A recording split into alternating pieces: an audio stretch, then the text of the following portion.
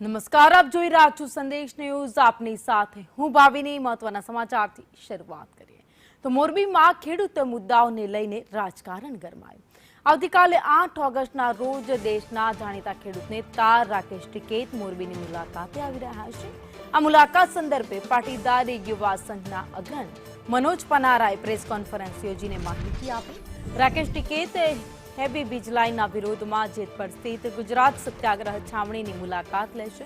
ત્યારબાદ મોરબીના રવાપર રોડ પર આવેલા કેપિટલ માર્કેટ ચોકમાં એક વિશાળ જાહેર સભાને સંબોધન કરશે. ખેડૂતોના વિવિધ પ્રશ્નો, વીજ લાઇન અને જમીનના યોગ્ય વળતરની માંગણી સાથે આ જનસભા યોજવા જઈ રહી છે.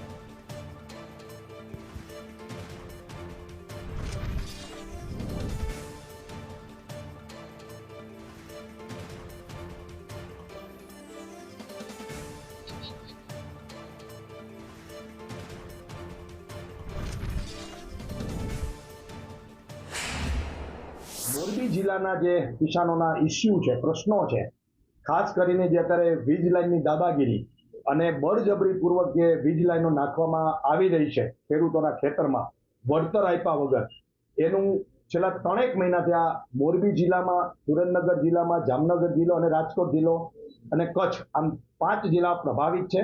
અને આખા એ સૌરાષ્ટ્રની અંદર આ પ્રકારની જે કિસાનોની લડાઈ ચાલે છે, ગુજરાતભરમાં આ લડાઈ ચાલે છે, એને સમજવા માટે, એની વાચા આપવા માટે રાકેશ ટિકૈત આપણી વચ્ચે આવતી 8 તારીખે પધારવાના છે.